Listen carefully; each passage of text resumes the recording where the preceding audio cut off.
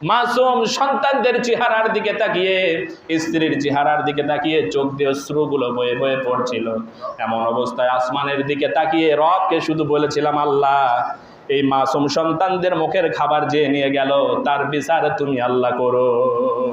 সুবহানাল্লাহ পড়েন।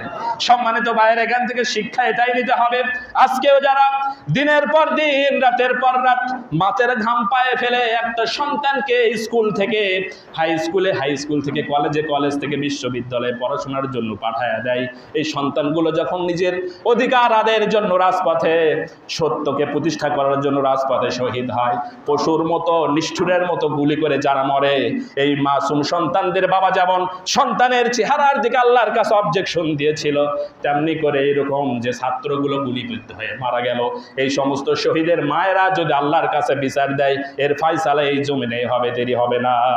কথা বলেন ঠিক কিনা?